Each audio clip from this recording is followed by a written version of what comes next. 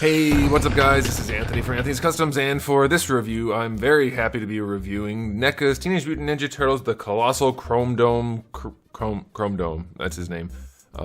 This figure is one of the most fun figures I've owned in a very long time. I'm not especially partial to Chrome Dome. I owned the Chrome version of the old toy back in the day, but I never really had a connection to it. But this figure, there's something about it. I think it's the stark contrast in the paint and the size and the smooth skull. I don't know.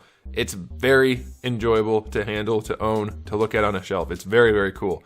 It's not perfect though, there is stuff to talk about, so let's go ahead and get him off the stand and take a closer look. Before we get into the rest of the review though, I have to say thank you to Into the AM for sponsoring another video. They want to keep supporting the channel. I want to keep wearing their clothes. It's a match made in heaven. Their clothes are kind of like me in that they're very colorful and they fit. Anyway, these are the best t-shirts, graphic shirts, anything like that I've ever owned. And that's not just me saying it because they're sponsoring the video. They don't tell me what to say at all. In fact, they've basically said nothing to me other than, we'll sponsor this video, you talk about the brand however you want to. I love the shirts. They're fantastic. They are the best graphic tees I've ever owned. The colors are amazing. The styles are great. They're not just the same old thing that everybody else is wearing. I have a feeling though, if they keep going the way they're going, that's going to be the case, because why would you not want to wear shirts that look like this? They're awesome. Anyway, they're worth full price. Easily. Hands down, easily worth the money at the most expensive they ever are. However, you can use the link in the description below, save some money. You can also bundle them. You can get 3 graphic tees and save money that way, 3 plain tees, save money that way, or you can sign up for the subscription service, save even more money per shirt, but you don't get to pick out the design. So if you look through all the graphic tees and say, hey, I like all of them, it's a safe bet. Might as well sign up for that. Plenty of options. They're amazing shirts. They're wonderful. They do have other products too. I haven't worn them, but they do have different things on there too. So check out the site. Again, link is in the description below. Into the AM, my favorite clothing brand. Not being told to say that. They just are. This guy stands, he's too tall. This guy stands just shy of 26 centimeters, which makes him pretty close to, let's just say 10 inches, right around there. Before we get into the rest of the review though, let's go ahead and do a question of the day. If you own this, do you love it as much as I do? And if you don't own it, does it look as fun as I say it looks? Because it is. It's just such a big, fun figure. It's like one of the giant size X-Men figures from Toy Biz back in the day, the 10-inch figures. That's about this size, and maybe that's what it's drawn on some nostalgia, some feels. I don't know. The sharp, clean lines, the black and white and gray and blue and red. It's also bright and vibrant and dark, and it's awesome. It's everything I want in a paint job. It looks great. Which is what we're going to talk about for the aesthetic, is the paint job on this thing is phenomenal. It seems very basic, and it is in some ways, like mostly black, but all the little doodads and doohickeys have the different cell shading on them. These guys have this paint here. The head has the black stripe here, and on this side we have a few different stripes. There's a little smudge up here. There aren't too many other blemishes. Like the black line work is super clean on the chest. The shading is clean. The eyes in there look fantastic. The face paint looks good. It's just exactly what I want it to be, as much as anyone could expect it to be. It's so cool looking. And then the plastic is all perfectly smooth and satin everywhere. I don't know if it seems like it would be painted in order to get that, but I don't think it is. I think that's just molded plastic for all the black. And maybe even most of the white. Hard to say.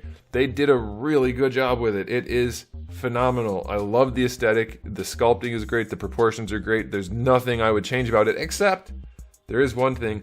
His little back fin things, I do believe they're supposed to have protrusions. It's on the package. Where'd it go? It's on the package here, and that's how I remember the original toy. So maybe in the show he didn't have that. I don't know. You guys can clue me in. But all the artwork shows it, so if you know anything about that, let me know. I do wish they had the protrusions. But otherwise, this thing is gorgeous. I love it. 9.5 out of 10 for the aesthetic. It's phenomenal. Could be a little cleaner in a few spots. That's why we don't have the full 10 score. All right, as far as accessories go, we have the open hands that come on them in the package. 2 punchy hands, 2 karate chop hands, 2 gripping hands, and 1 gun hand. That's all very nice. So we do get his gun, of course. We get 2 different size swords. They're very nicely sculpted and painted. And we get an old computer, which... this computer has more paint on it than most Marvel Legends figures. That's a really nice looking accessory. I mean, I don't have a huge use for it, but what the heck? It's awesome that they made it and included it. It's very well detailed. So, I can't think of much else we would need for this guy. Oh, also, I guess I could include this. His belt, his sword holding belt is removable, so you can count that as an accessory if you want to. That's totally up to you. It just pops off in the back like the old school belts used to do. And it does hold the swords, of course. So as far as accessories go, 9 out of 10. That's pretty good. I can't think of too much. Maybe I could go 10. Should I go 10? I guess I could go 10. I can't think of anything else he needs. Of course, I can't remember the show. I'm going to go 10 for the accessories. I can't remember the show that much that he was in, but anyway, it's pretty darn good. All right, now let's talk about the articulation. Usually, NECA sacrifices articulation for the aesthetic. That's a fair call as long as it looks good and still functions. Basically, that should be enough. Let's see how this guy is. The head, it only looks up so far because his head thing touches back here, so there's nothing they could do about that. It looks down all the way until his chin bumps in, so that's good. It leans side to side, that's really good. You get your rotation, it's clearly on at least a single ball peg, could be a double. And you have all the range you could possibly manage outside of his face touching his chest or the back of his head touching his backpack. So that is excellent. I love it. That's exactly how it should be done. They couldn't have done any better. For the shoulders, we have our standard ball hinge. You get your rotation all the way around, of course. Can they go lower? That's as low as they go right there, which is pretty much straight down. I mean, as much as anybody would expect. That's fine. If you have your arms closer to your body than that, you're going to look weird. Rotation does stop at those little discs. So, yeah, it could be more. That's pretty good, though. I mean, that counts as a T-pose, I'm going to say. So I'm going to give it to him. That looks good. They'd have to remove these or tuck them in, and you don't want to do that. So that's fine. Bicep swivel is fine. Double jointed elbows. That's pretty darn good. It's not perfect, like you can't do 180, but that's way better than 90, so I think that counts as good. And it's a nice joint. It's not ugly or anything, so that's fine. Wrists have a swivel and a hinge. That's fine. I will note that the sword hands have the correct hinges. I swear, someone's listening, guys. I'm going to keep complaining about it when they don't do it right until they always do it right, and they did it right here. So NECA tends to do it right more often than not, so I'm definitely going to give them credit. But the pistol hand should have that kind of vertical hinge also. But hey, take it where you can get it, and it does have a vertical hinge, so I like that. I like that a lot. Diaphragm joint has at least a single ball. I don't know if it's a double, but watch this. He leans all the way back. Be careful when you're doing it, because you don't want to scratch this gorgeous paint job. It feels like a double, by the way. And he leans all the way forward. Now, it's not a ton, because you're bumping into the belt here, and it can't go any farther unless it had a huge gap. But it has a really significant range of motion. Even to the side, it works really well. You can rotate around at the top, but you don't want to. You have a swivel down here. That way you're not grinding this against this. So you get your waist twist out of that, so that's good. It can rotate, of course, up here, but you don't want to do that. Now, the next thing, this is where we have our most significant limitation, and that's the hips, because his crotch does stick down pretty far on this design. So going out to the side works just fine. We're on ball pegs, like full-on splits, that's fine. You can see the ball pegs, but you can see how high up they are. And they did that because he has the really deep crotch. He's got like the 80s thong going on, so it's all the way up here and all the way down here. That's like half of his leg covered by crotch. So they had to put the ball peg up here where it belonged. And so that does mean the legs can't go straight forward at all in the down position. But if you bring them out to the side and rotate them a little bit, you can get them out some. So posability is definitely going to be limited. We have a little bit of transfer here. That's how it came in the package. So yeah, the hips are definitely limited. If you were so inclined, you could be super judicious and trim just some plastic. Just some. Don't do a lot, or it's gonna look bad. But you could trim some and get the legs up a little bit more. You can see how this in here is bumping. So yeah, that's very limiting. Very, very limiting. It's it's still PVC, but you can raise his leg, but it has to go out to the side some. So that does suck. Not much they could have done about it, but it does suck. They don't go back at all, and you do get significantly outward, not too much inward thigh swivel. It's not great. I'm going to take it for the aesthetic because it's freaking gorgeous, but it definitely isn't great as far as straight up articulation goes. Double jointed knees. Top joint works no problem. Bottom joint is not working with me right now. There we go. It just needed a little pop. Yep, full on range. No issues there. I mean, he's giant, but he's just basically human articulation. So that works just fine. This is not a swivel. It's just in the sculpt.